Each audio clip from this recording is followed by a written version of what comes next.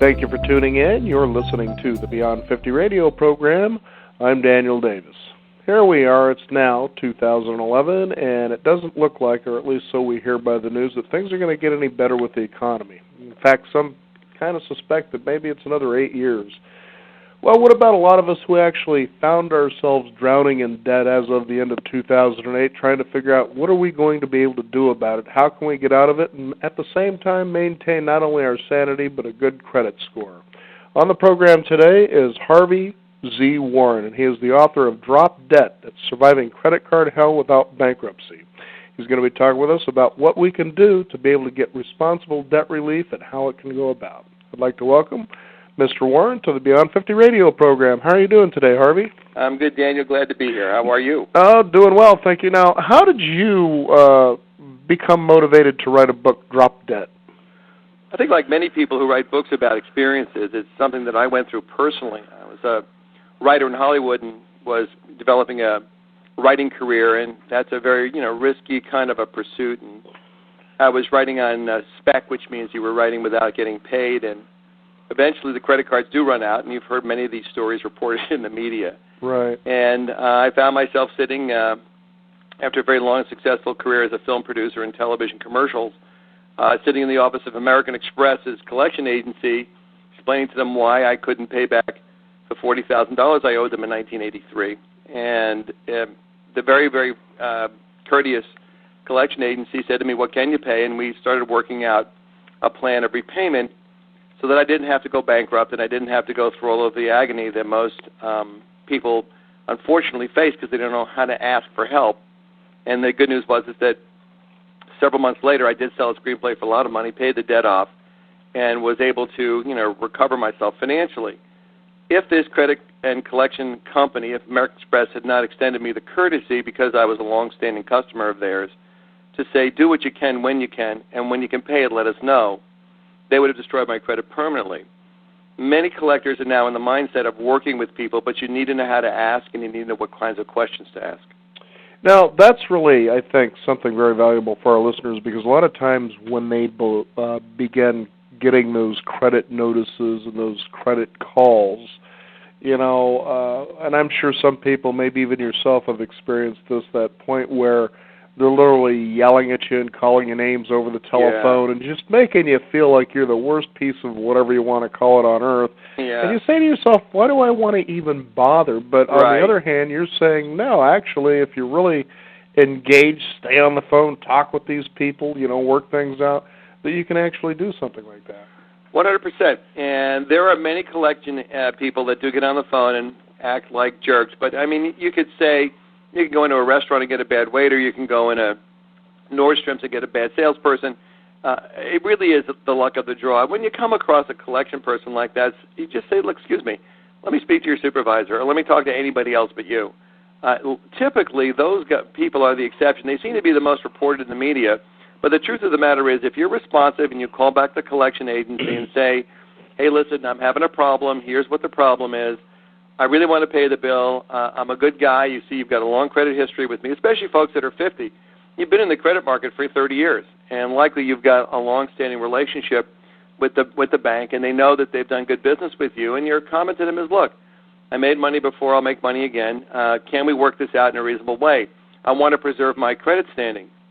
Currently, the banks are highly motivated because of the factors that you noted at the beginning of the program. The economy is going down the drain. The universe of A-paper, which means people that have very, very good credit, of A-paper people that are out there in the world to lend money to buy homes and lease cars and do all the stuff that banks depend on for their business, is shrinking at an extraordinarily alarming rate. And people are all becoming B and C borrowers, which means that they have to pay very high interest rates or they are not qualified for loans. As the supply of houses increase and as the number of buyers decreases and the number of people that they're able to qualify for buying decreases, well, what do you think is going to happen? The market is going to continue to deepen in its trouble, and as you noted, some people are calling an 8-year horizon for the recovery. Just a year ago, they said, oh, this would be over in 3 months. This is now becoming a real systemic problem, and one of the things that I'm advocating is people getting on the phone and doing what they can and having the banks work with them the best they can. Oh, very good. Now, talk about some of the examples that you use in the book. For instance, you were talking about how you negotiate with creditors, and tell us that process there and how you go about that. Well, the most important thing you can do is not to hide. People typically, the joke is, what do you do when a bill collector calls you 50 times a day? And I get all kinds of answers. Call the police, move, change your phone number. Well, the answer is you call them back and say, okay, you got me. Here I am. Yes, I can't pay the bill. It's true. I'm unemployed. I just went through a divorce. I got downsized. My wife lost her job. Whatever the reason is, I have to keep a roof over my head and feed my kids. I can't pay these credit card bills. I'm sorry. I had poor money management skills, but I'm in trouble here. I need your help. So the first thing I need you to do is to stop calling me because it's upsetting my kids and my wife, and it's upsetting my whole world here. You have me. I will call you back in a couple of weeks. I'm going to try and get reemployed, get a second job, whatever it is I'm going to do, and maybe we can work a plan together. Is there any other information I can give you, mister?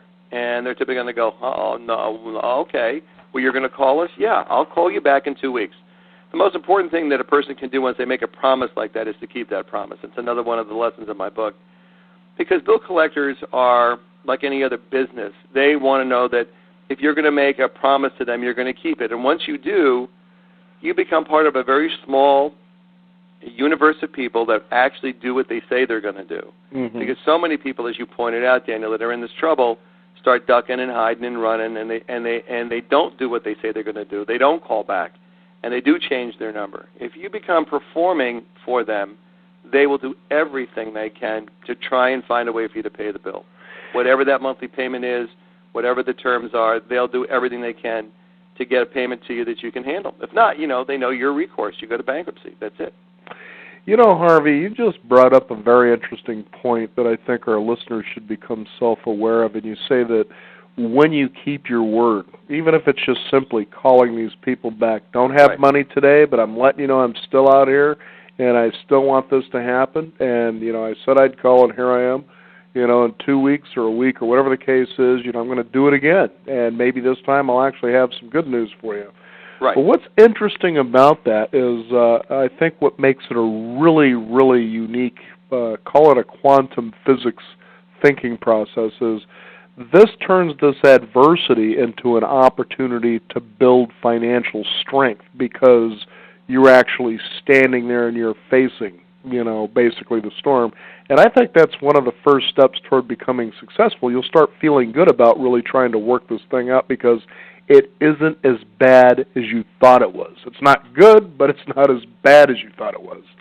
Well, that's an excellent observation, Daniel, 100% on the money with that, because what happens to people is they start becoming ashamed of themselves and they start beating themselves up and they're so stupid and how could they get themselves in this trouble. And hey, listen, it happened. Look, Donald Trump's gone bankrupt, 3 or 4 times? Walt Disney went bankrupt 5 times? We're in a capitalist society. It's not hard to go into debt. Well, yeah. You can sit at home and be in debt. Well, yeah, and it's hard to misjudge the market sometimes. And mm-hmm. If you're in an industry that somehow, look, if you work for Blockbuster, Netflix just killed your job. Right. Is that something you did wrong? Are you a dummy? No. I mean, the markets are shifting. And you have to find a different way to deliver services to people. You have to find a different way to reinvent yourself. And I think what happens with people, they get very, very disoriented when the bill collectors start calling them because their guilt and their shame over it is just paralyzing. And that's the worst possible thing that can happen. The key to it is, and I say this often in these interviews, is your lack of action is really a bigger problem than a lack of money. Mm-hmm. Because the assumption that's being made on the other side, which is the collector, switch roles. Be the guy that's owed the money. If someone's calling you up in a genuine way and saying, look, I'm really sorry, Daniel, I can't pay you right now. I'm working on something, but let me stay in touch with you. You won't have to chase me all around. You know how to find me.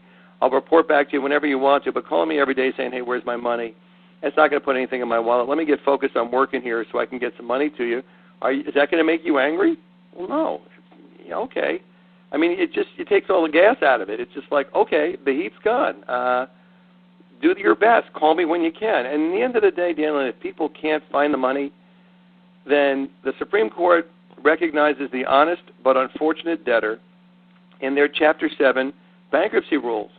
And you get a chance to hit the reset button and start all over again. And for people in their 50s, which is your audience, the baby boomers and older, I mean, I'm 60, for people that are in that group, you sound like you're 35 and your credit history is going to be ruined in the prime of your life. I say that to many people that call me when they're, after 60, 65, they co-sign a lease for their kid or they co-sign a mortgage and the house went down the drain and, oh, my God, it's going to ruin my credit history if I let this thing go to foreclosure. I'm going to start looting my 401k. And I say to these people, have you lost your mind? Your financial security is much more important than your credit rating. You are not your credit rating. I mean, seriously, you can't eat your credit rating. Mm-hmm. Now, one of the big things that a lot of people get in trouble with, because it's so easy, is credit cards. And a lot of times we get into our spending habits through credit cards because there's a lifestyle or a feeling that we want to have that we see somebody else with. There's no truth. That keeping up with the Joneses sort of a situation. And I find it really funny, and I've been this way myself, is that you go and you spend that credit card money, and you're pretty happy about your purchase, but then all of a sudden you're not able to pay for it, and now you're upset with the person that gave you the money in the first place. So now this thing just doesn't seem so fun anymore. And then you start getting into the habit, well, okay, they're raising the debt ceiling on me, which seems to be something the government wants to do in our case anyway, and then you find yourself paying the minimum. Well, I can afford that, but that's not such a good thing. Yeah, it's a really bad thing. And the minimum payment was kind of a two-edged sword. It's the blessing and the curse thing. And it's a blessing for people that hit a rough spot in their life, and they have some extraordinary expenses for a couple of months, and so they get to pay their minimums just to keep their credit rating right, and then they're paying down more than minimums, and maintaining their good credit. But what happened in the market was, because there's no financial literacy education institutionalized in the United States, people don't realize that the minimum is not what they should pay. The minimum is what they should pay in the event that they can't pay what they ought to pay. You know what I'm saying? Right. It's no one really explained that. And then it was sort of a revelation for everybody, and I did a whole series of public service announcements about this in 2002, that paying minimums over time puts you in debt forever. I mean, a $3,000 debt at a 20% APR when you're paying it down at 2%, which was what it was in those days, it takes you 36 years to pay it off. A 26-year-old that decides not to pay anything other than minimums on a $3,000 debt will pay $16,000 in interest, and will end up paying the last payments with their Social Security check. And it's like nuts what happens to money at minimums. But people don't really realize that. But now on credit card statements, they indicate to you clearly that if you pay only minimums, you'll be in debt for the next 753 years. And people are finally alerted to the fact that, oh my God, that minimum thing is there as a convenience in the event that there's a problem. It's not the way credit should be managed. And I think that that's now an idea that's come out to the public. Now, when it comes to, there are a lot, in fact, it's become a whole new industry now. Well, I shouldn't say new. It's been around for a good few years, but you see things such as your cash and your payday loan places popping up all over the place. Sign over your title and we'll give you money against your car. I mean, there's just a myriad of ways that people could actually find themselves in a lot of trouble. And then the next thing you know, when you're finally in that situation, then you start hearing commercials, about credit counseling and debt settlement. Tell us about the difference between credit counseling and debt settlement. Well, there's a very huge difference. And, I mean, people often confuse them, and that is the source of a lot of consumer agony in the marketplace, and that's an excellent question. Consumer credit counseling, which is what most people believe are the good folks that are out there to help them solve their debt problem, has been around for something like 40 years. And I work directly with the trade associations and the credit counseling agencies in the country. Their job is to help you modify lifestyle, change your budget, make a more intelligent use of your money. They often find that people over-deduct or under-deduct on their taxes and get these big tax refunds, and that they find that if they increase their exemptions from 1 to 6 or 7, that they could level out their cash flow and people could maintain their good credit and navigate their life financially more intelligently if they knew how to manage just even their tax return. So those are the good folks that are the nonprofit guys They're supported by government grants. They're supported by fair share contributions from the banks themselves. And they act kind of like I don't want to say, well, it's kind of like a soft collection agency. They'll work with you to get your interest rate lowered and organize a plan. They'll help you actually pay the creditors. You'll write one check to them, and they'll write the checks to the creditors. That's the safe place to do that because of the nonprofits. They're overseen by the Internal Revenue Service and by state authorities like the Attorney General. They're the safe licensed guys to do that. Well, the problem with that is that they only do full balance repayment. And when someone loses their job or gets divorced or has a real big problem, then those folks end up not able to pay the full balance. And the question is then, what do? Well, their only alternative currently, and credit counseling is trying to change this now, the only solution that credit counseling can then offer you is to refer you out to bankruptcy counsel. Well, I don't know about you, Daniel. Did you ever meet anybody that wanted to go bankrupt? No, I don't think so. Say, I can't wait to go to federal court and be publicly ridiculed for going through bankruptcy. So people don't really want to do the bankruptcy thing. So this cottage industry started springing up of unlicensed companies that would provide for you a negotiating stance, an adversarial negotiating stance with the creditor. Rather than calling them up and saying, hey, I'm having a problem, they would call them up and saying, hey, we're not paying the bill. Go jump in the lake. And call me when you want to make a deal, excuse me, because until then I'm not interested in talking to you. Well, that brought about a lot of lawsuits and a lot of closures and a whole lot of stuff that you see in the paper of all this controversy about the debt settlement companies. Well, over years they've tried to improve their services and weed out the bad apples and create a better service. So if you're in a place of wanting support for your negotiating stance, that's what debt settlement companies are for, and that's what people pay fees for. I don't recommend that service. It's still very, very controversial. One of the things that I'm working on is you write a book like I wrote, Drop Dead, and that book is meant for a do-it-yourself outcome. The book is designed to walk you through the program of the exact same thing that a debt settlement guy would do, which is to get on the phone in a not adversarial way, in a collegial way, and say, hey, look, I'm having a problem. This is all the money I've got in my wallet. Can't we work this out together? The good news about that is you're not paying a 15% fee. You know, if you owe $40,000, that's $6,000 that you're paying to a debt settlement company. That's money that the creditor should have or could have, and they're less likely to work with you on a deal because you've got someone helping you than if you don't. So we're working on some very aggressive online tools that we can really help people with, because the truth of the matter is you really can do it yourself. It's not that hard. All it requires is the courage to make the phone calls and endure what might be some uncomfortable discussions of people being critical of your lack of money skills. But if you can weather those discussions and have an honest talk about where you really are financially, you can work it out yourself. You can do it yourself. I know, back in, I believe it was 2005, that's when George W. Bush and the administration decided to pass a bankruptcy. Basically, it was an abuse prevention law.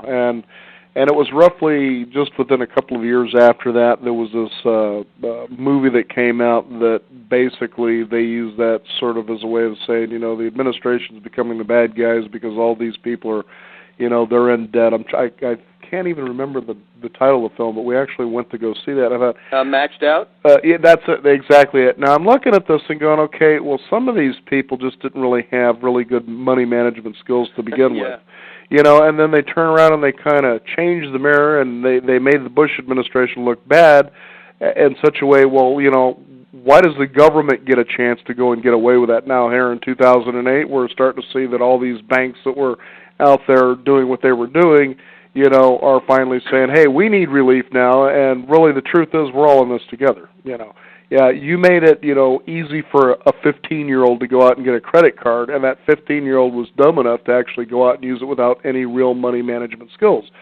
What I love about what you're talking about here is that this really can become a cleansing process of really stripping yourself down bare to ask those hard questions. How did I get myself in this situation without being a victim about it? Would you agree with that? Oh, completely. And I think that's a wonderful mindset. Not only is it going to cure your finances, it's therapeutic for you as a human being. I mean, it's just good stuff. in the end of the day, I helped create with Dr. Robert Manning the concept of responsible debt relief, and I think that's the word you're looking for here. Mm-hmm. this is a responsibility issue. And the question becomes, who's responsible for this? And is it the bank that lent the money with no underwriting? I mean, truly, I tell you an honest-to-God true story. I don't know how much more time do we have? Well, we have a good 10 minutes at least. All right, good. I'll tell you a real quick story. I have a friend of mine who lives in Incline, Nevada, and they have a habit of not listing their phone number because they don't want people bugging them. So they put the phone number in the name of the dog, which was MV Augustus. And that was the name of their dog, and that was the name that they used in the phone book. And sure enough, MV Augustus got himself a credit card offer because they had no track on this fella. They just went into the phone book, and everybody that was in the phone book got a credit card offer. So literally his dog got an offer for credit. I forget what bank it was from. I think it was maybe B of A. And the only reason the dog couldn't get a $3,000 credit line is because he couldn't sign the application. And when you understand that credit was being extended that way, it kind of brings to mind the whole bartender rules. And the barkeep rule is that a bartender has a duty to stop giving alcohol to a customer when they feel that they're inebriated, because that person becomes a danger to themselves and to the people outside the bar. That fella gets in a car and drives and kills himself and people around him. That bartender is accountable because it's commerce and they're making money on that fellow's inebriation. When you look at that overlay as it relates to banks, and you say, does the bank have a duty to monitor the extension of credit, because the extension of that credit could result in destroying the life of an individual and his family, because as you well know, Daniel, when people get into money trouble, it really harms their family life. It creates divorce. I mean, there's a lot of terrible things that happen when people start hitting this financial stress arena. Mm-hmm. What is the duty of the bank? They dug a big hole and let you fall into it. They didn't put a fence up around that hole. They let you just step into it because that's what they do. They rent money at high interest, and that's how they make tons of money. Now, do they have a duty to the public? Do they have a responsibility to make sure that you know how to use that money correctly? Yeah, they do. In all of banking history, it was always a matter of qualifying for loans. So when they said to people, you're pre-approved, that did not mean pre-qualified. This is part of the stuff I cover in my book when I say to people, yeah, you should have been more careful with your money. Yeah, maybe you didn't need to buy all that stuff. But typically most of the people that are in trouble, Daniel, are just supplementing their income. They're buying gas and groceries, and they're just making ends meet with their credit cards, and they don't realize that they're digging themselves a hole because they're living beyond their means. Mm-hmm. At the end of the day, the bank is there to extend them that credit at high interest, and typically people use enough of that credit to get them to a place where they can never get out of it. And that's what's happened in the market now. So what is the difference between pre-approved and pre-qualified? I mean, it sounds like it's pretty self-explanatory, but what is it exactly? Yeah. I mean, that was the big game. Right. You were not pre-qualified because when MV Augustus can get himself a credit card offer, he was pre-approved. He was approved because he was in the phone book, because he had an address. He was qualified because I looked at his credit score, and I looked at his range of debts and his debt-to-income ratio and the amount of his available credit that was being used, and I issued him a card because he seemed like a good risk. Well, none of that happened because he's a dog. Mm-hmm. You see, that's the difference between pre-approved and pre-qualified. When you go in to get a mortgage, at least when the housing market was run by people with any common sense at all, when you went in to get a mortgage, they asked you for pay stubs, and they reviewed your credit report, and they interviewed you, and you had to give references, and they qualified you for that loan because the bank wanted to make sure that you were properly underwritten so that that money was secure. But when you're walking in and getting mortgages on stated income, this is just like credit cards, and you're just saying, hey, yeah, I want to buy this $400,000 house, and you're a gardener, and they say, well, how much money do you make? Well, I make $60,000 a year. Well, really? You'd be better if you made $120,000. Well, I only make $60,000. Well, let me write down $120,000 because I want to get you this loan. And when the bank doesn't look that up and find out that that's not a true statement, well, that mortgage broker made plenty of money on that transaction. Mm-hmm. And that gentleman is now in default and is in foreclosure, and his life is now a financial catastrophe. His bet that that house would double in price in the next 18 months is all but vanished, and that $400,000 house he bought is now worth $160,000. Mm-hmm. And he's in a world of hurt because no one checked. Now, whose fault is that? Well, the guy should have known better. I mean, I don't know about you, but I didn't buy a house at that time. Did you? I didn't. No. But I know a lot of people who did, and they thought that party was never going to end. And now all the economists that I was around, including Dr. Manning, if you saw Maxed Out, I'm actually in the Senate gallery in one of the shots in that movie listening to the testimony. Bob Manning was there saying, listen, when median housing prices is at 400, median income's at, $1.98, there's a problem with that. Right. The economy is going to implode. And everybody looked at Bob and went like, well, Bob, housing prices are going up 50% a year. He goes, yes, that's true, but that doesn't mean that it's based on anything real. Did you not hear about this problem with the tulips in Holland in the 1700s? Right, I remember that. I mean, so at the end of the day, a lot of people knew that the economics that were happening in the marketplace prior to the crash of the housing market, everybody knew that what was going on was a question of greed. So many people were making so much money by packaging these loans, securitizing them, selling them on the open market like junk bonds. When your mortgage, which is the foundation of this country's finances, becomes nothing more than a junk bond, then you're sitting in a week like we've had this week and watching the market collapse, the debt ceiling being raised, and the country just listing and going over. It's just horrible. Yeah, it certainly is. I know back in the Great Depression, when people were actually losing their homes literally because the banks were telling them, you need to pay this home off now or we're taking it from you. Well, the beauty about that is that we started enacting regulations that allowed that to no longer happen, that you could keep your home and they couldn't just come in and take it from you. And what was interesting is they started building a series of regulations in the financial industries to basically protect people, right. Consumers, if you want to call them that. Right. And then lo and behold, as I understand, it was the beginning of the Reagan administration that the house of cards began to fail. All the deregulation began to happen right. through the Clintons and the Bushes, and it makes a lot of sense that we're all here where we're at now. And the funny thing about it is, it seems a lot of people want to play the victim, but what we're talking about here is taking the hero's journey, having the courage to basically say, I made a choice, I didn't use common sense, I deserve to be where I'm at now, what can I do about it?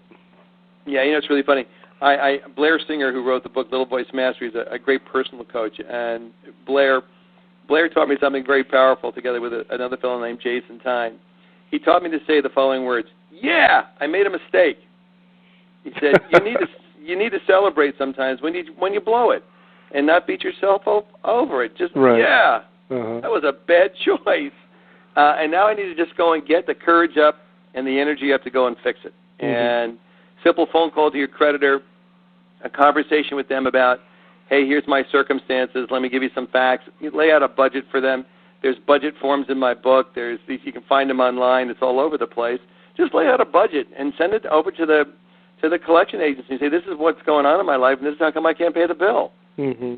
And they'll be glad to talk to you and work it through with you. At the end of the day, that's the consumer's option. The federal court is there, as I say, for the honest but unfortunate debtor.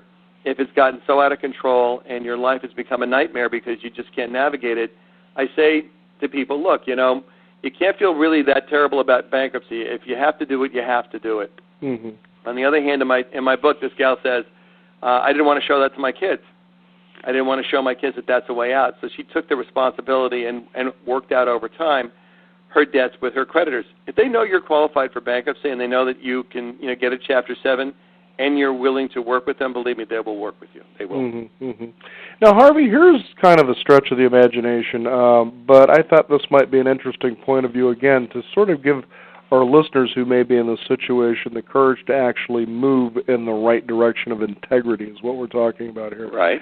And that is, as you described your own story of being about $40,000 in credit card debt, but you stayed the course, you stayed there, you made the phone calls, and finally things turned around. And here's the stretch of the imagination. We're in a day and age of metaphysics and quantum physics and all this, and so you see movies like The Secret or What the Bleep Do We Know talking about the power of attention and the law of attraction. Right. Now, here's the big brain theory here. Now, would it be fair to say because of your personal integrity that you decided to stand in the face of the storm and say, I will do something about this and this will work out, and then you said all of a sudden you sold a screenplay. That if people do this, they'll find that this resolution will come in the most miraculous ways they may have never even expected. Well, interestingly enough, I know a little bit about those topics, and you really tickled me with that. That's funny. I would say this, to your point. I would agree with you. And I would say the following thing. I think that when you get right with the universe gets right with you. Mm-hmm.